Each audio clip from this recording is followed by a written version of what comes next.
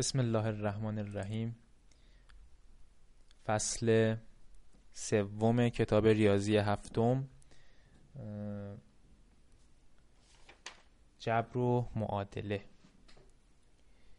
در قسمت اول فصل جبر و معادله ما الگوهای عددی رو داریم.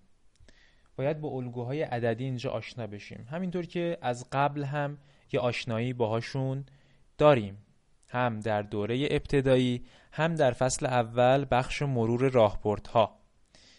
ببینید ما مثلا توی این شکل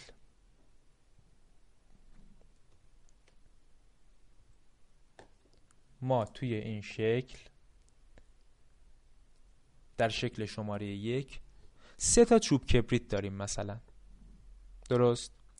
توی شکل 2 5 تا چوب کبریت داریم. توی شکل 3 7 تا چوب کبریت داریم. نگاه میکنیم میبینیم اینا 3 اومده شده 5 شده 7، دو تا زیاد شدن دیگه. شکل بعدی میشه 9 تا چوب کبریت، شکل پنجم میشه 11 تا چوب کبریت. همینجوری دو تا اضافه میشن میرن بالا. خب بعد از اینکه اینا رو نوشتیم ما میایم میبینیم بین شماره شکل و تعداد چوب کبریت یه رابطه ای وجود داره که من از روی این رابطه یه دفعه میتونم بگم مثلا شکل دهم چند تا چوب کبریت داره. دیگه از اول شروع نمی کنم بگم 3 تا 5 تا 7 تا 9 تا 21. یه دفعه میگم شکل دهم چند تا چوب کبریت داره. خب اینجا باید چیکار کنم؟ باید رابطه بین شماره شکل و تعداد چوب کبریت رو پیدا کنم. خب چجوری؟ باید بیام ببینم این 1 چجوری شده 3، این 2 چجوری شده 5، چه رابطه‌ای بین این 1 و 3 یا 2 و 5 یا 3 و 7، یعنی چه رابطه‌ای بین این شماره شکل و تعداد چوب کبریت ها برقراره. خب به نظر شما چه رابطه‌ای برقراره؟ 1 چجوری اومده شده 3 که 2 هم همون جوری اومده شده 5 که 3 هم همون جوری اومده شده 7. ببینید 1 اگه 2 برابر بشه، نگاه کنید اینجا رو، من این 1 رو 2 برابر کنم، این 1 که اینجا هست بیام 2 برابرش کنم، 2 تا 1. خب چند میشه؟ میشه 2. حالا اگه با 1 جمع کنم میشه 3. پایینیه درست شد. یعنی من این 1 رو 2 برابر کردم به علاوه 1 کردم اومد شد 3 پایینی، یعنی تعداد چوب کبریتا. حالا اگه شماره شکل من 2 باشه، توی حالت قبل من شماره شکل رو 2 برابر کردم، شماره شکل 1 بود دیگه، 2 برابر کردم به علاوه 1 کردم شد 3، یعنی تعداد چوب کبریتا رو بهم داد. حالا تو 2 میگم اگه 2 باشه چی؟ اگه شماره شکل من 2 باشه چی؟ اینم اگه 2 برابر کنم، ببین 2 برابر این شماره شکل من که 2 به علاوه 1 مثل بالایی دیگه میشه چند؟ 2 تا 4 4 و 1 میشه 5. شد پایینه دیگه. پس رابطه ای که تو این شکل بین شماره شکل و تعداد چوب کبریت ها برقراره اینه که شماره شکل 2 برابر میشه بعد به علاوه 1 میشه تعداد چوب کبریت رو به من میده. در واقع این شماره شکل، خوب نشدین، اینم تعداد چوب کبریته. درست شد؟ حالا ما اومدیم گفتیم چی؟ اومدیم گفتیم ما فهمیدیم که بین 1 و 3 2 و 5 3 و 7 4 و 9 همه این جفت عددا، یعنی بین شماره شکل و تعداد چوب کبریت این رابطه برقراره. شماره شکل 2 برابر بشه به علاوه 1 بشه. حالا اگه شماره شکل من n باشه، تعداد چوب کبریت ها در شکل انوم میشه اون n رو باید 2 برابر کنیم به علاوه 1 کنیم دیگه. 2 ضرب در n به علاوه 1. مثلا به من بگن تعداد چوب کبریت ها در شکل 20 چقدر میشه؟ ببینید به من بگن تعداد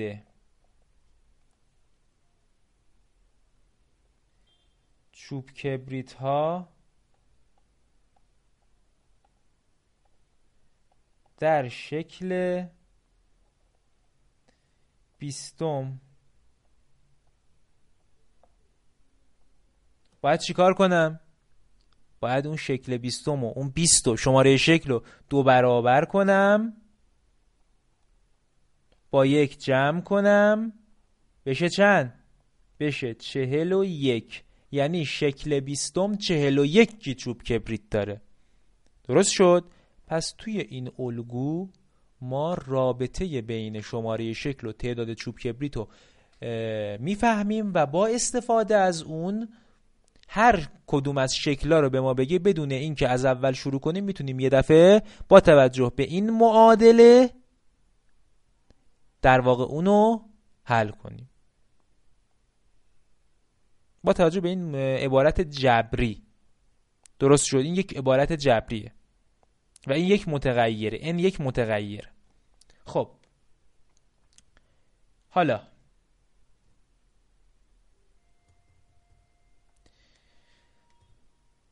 یه سوال دیگه. شکل اول من یه دونه دایره داره، شکل دومم 3 تا، شکل سومم 5 تا، شکل چهارمم 7 تا. ببین داره دو تا زیاد میشه دیگه اینم.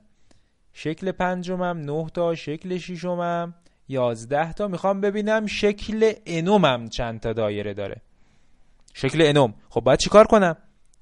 باید رابطه بین شماره شکل و تعداد دایره رو اول بفهمم چیه که از روی اون بگم شکل انوم چند تا دایره داره. درسته؟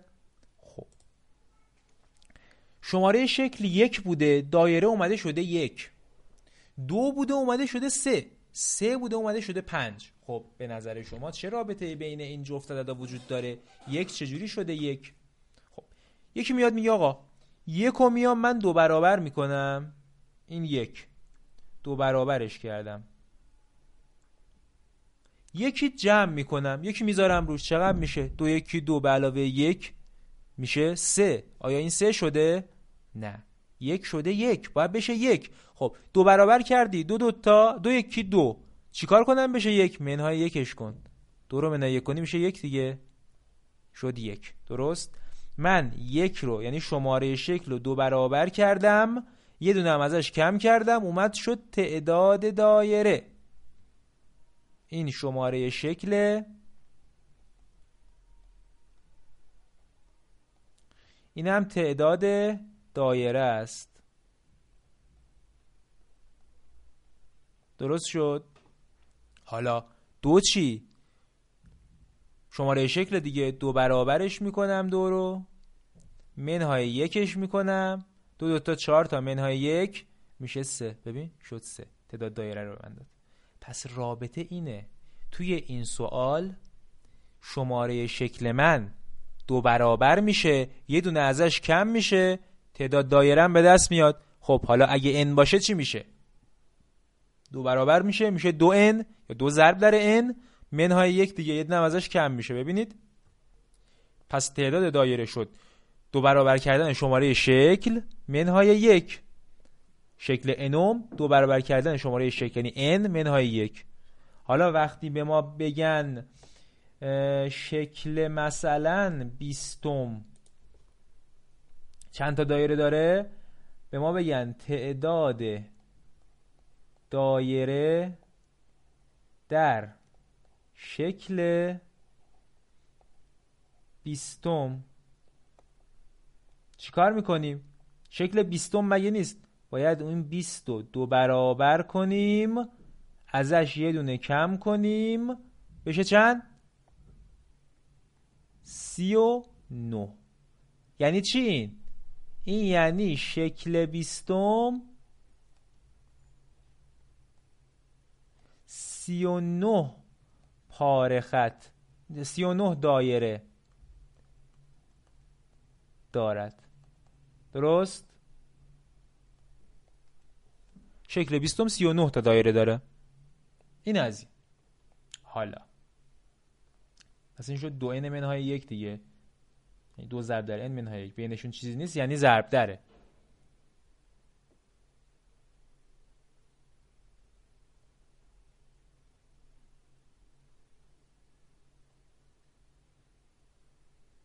ما یه دایره داریم خب به شعاع آر. ما تو دوره ابتدایی وقتی به ما میگفتن محیط دایره چقدر میشه، ما میمدیم میگفتیم چی؟ میمدیم میگفتیم 3/14 ضرب در 2 ضرب در شعاع. و همچنین وقتی ما میگفتن مساحت دایره چقدر میشه، میومدیم میگفتیم 3/14 ضرب در شعاع ضرب در شعاع. حالا من توی دوره دبیرستان دوره اول میام میگم به جای شعاع آر میذارم، یعنی شعاع با آر نشون میدم. این الان شعاع دایره است دیگه، اینو با آر نشون میدم. خب اون وقت چی باید بگم؟ مثلا واسه مساحت دایره چی باید بگم؟ باید بگم 3/14 ضرب در آر ضرب در آر دیگه. به جای شعاع میخوام آر بگم، درسته؟ میشه این. یا به جای محیط چی بگم؟ 3/14 ضرب در 2 ضرب در آر. به جای شعاع گفتم چی؟ آر. درست شد؟ به همین سادگی. پس بخش اول این فصل که الگوهای عددی بود به ما میخواست بگه که ما میتونیم بین عددها، بین مثلا یه سری الگو، یه نظم منظمی یه نظم خاصی پیدا کنیم که با توجه به اون مثلا اگه به ما گفتن شکل 20 چند تا دایره داره یا چند تا چوب کبریت داره، یه دفعه بتونیم بگیم. یعنی اون رابطه رو، اون نظمه رو باید پیدا کنیم. درست شد؟ اینم از این که ما میتونیم کمیت‌های مختلف رو، حالا با کمیت آشنایی ندارید، میشه مثلا اندازه‌های مختلف رو با حروف انگلیسی نشون داد. ببینید مثلا اینجا یه مربع دارم. من وقتی میخواستم محیط مربع رو به دست بیارم میومدم میگفتم زل ضرب در 4 دیگه. حالا میام میگم این زل و اسمشو میذارم آ. خب حالا میام میگم محیط همونا زل ضرب در 4. زل این دفعه با آ نشون میدم دیگه. آ ضرب در 4. حالا 4 رو اینور بنویسم خوشگل‌تر میشه.